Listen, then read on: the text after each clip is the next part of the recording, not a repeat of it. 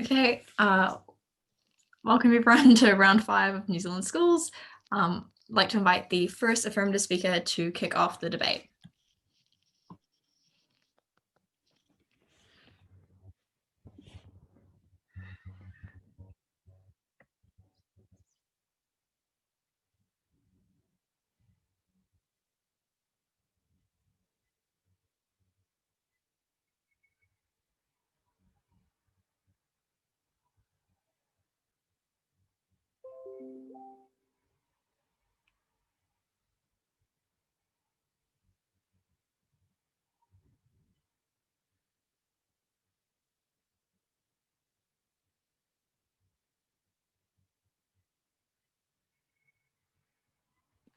Can everyone hear me all right?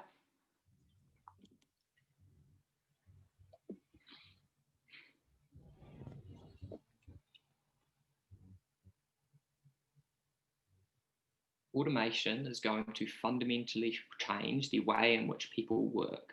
In 30 years' time, people aren't going to be able to hold down the same job for 60 years, which they used to, because it's been replaced by a machine. We have such a pressing need in 2020 to change the way in which we think about occupation, to change the way in which we think about the job market, and a universal basic income does that. We are the side of the house that looks towards the future. We are Team Progress. Please side with us in today's debate. What do we support? We support a UBI of $2,000 per month given to all New Zealanders over the age of 18. 4 parts to this. Firstly, it will be funded through increased taxes within a progressive tax system. Secondly, it will be indexed to inflation. Thirdly, it will be paired with the abolition of unemployment and job seeker benefits and New Zealand superannuation. Fourthly, we will retain special additional welfare payments for disability or other high need individuals on top of the UBI. We're going to win today's debate by showing that we prove that a UBI improves the lives of individuals in both the short term and in the long term as we face fundamental restructures in our job market.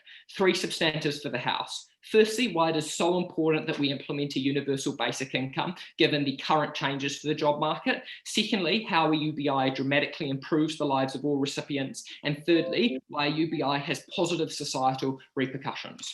Firstly, let's take a look at why it's so important that we implement the UBI now. There are 2 key changes to the job market that are going on.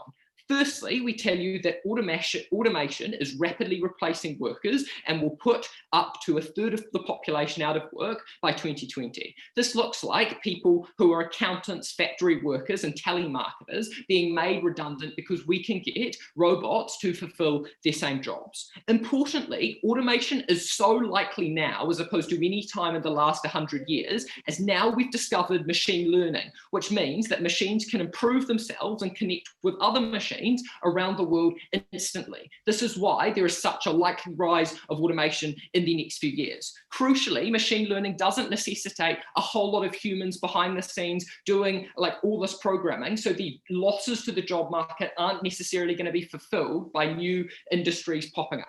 Right. We tell you that New Zealand is turning into a gig economy where people don't have fixed employment. Jobs like Uber drivers, contractors, and Airbnb hosts don't have a fixed income or a stable income as opposed to traditional jobs. Therefore, it's so important that we implement a UBI as we need to recognise this changing job market and provide stable income.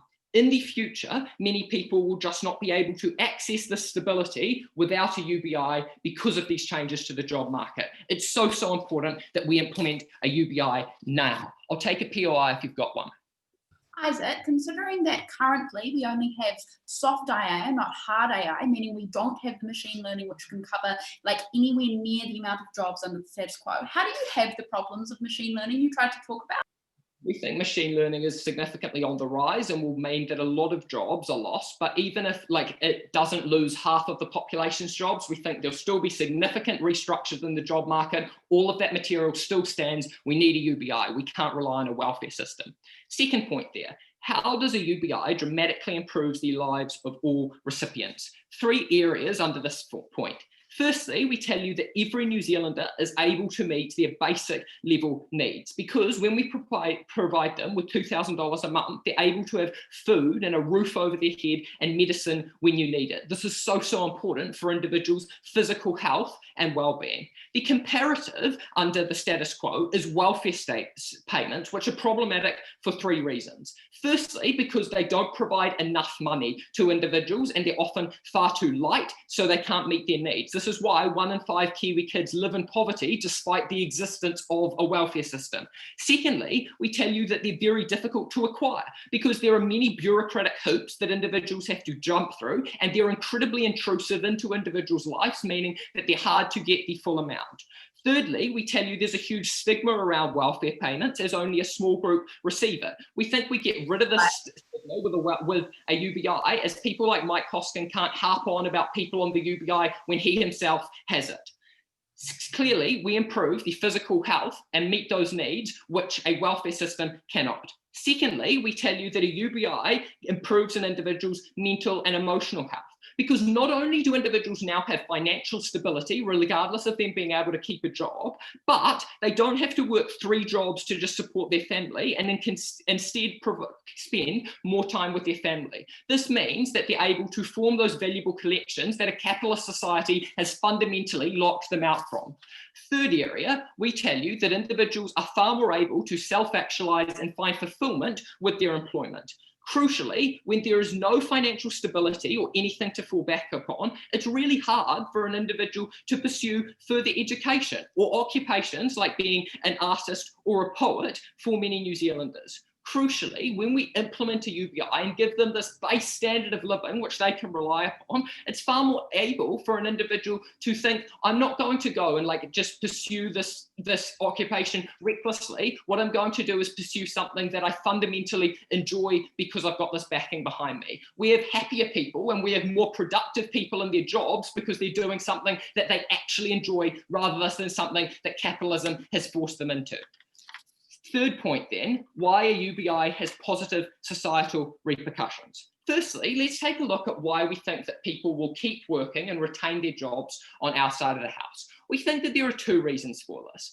Firstly, we tell you that work gives individuals some level of enjoyment and just occupies them and makes sure that they're not bored. We think that people will still want this under our side of the house. But secondly, we tell you that individuals can achieve a higher standard of living on our side of the house through working and getting more money. They can achieve a better standard of living than what this base UBI gives them. So what is our end game here? What does our world look like?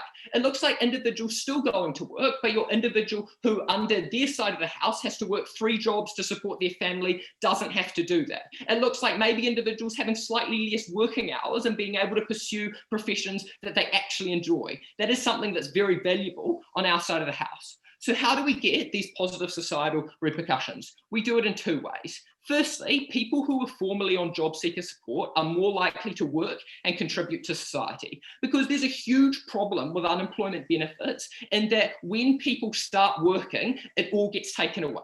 What does this look like? It looks like an individual who works an entire year and gets $30,000 on the minimum wage, but the difference between this and the welfare benefit of $20,000 is only $10,000. That means it's not worth their time to actually go out into the cold and the rain and actually work for a year, rather than just being able to get the benefit for $20,000.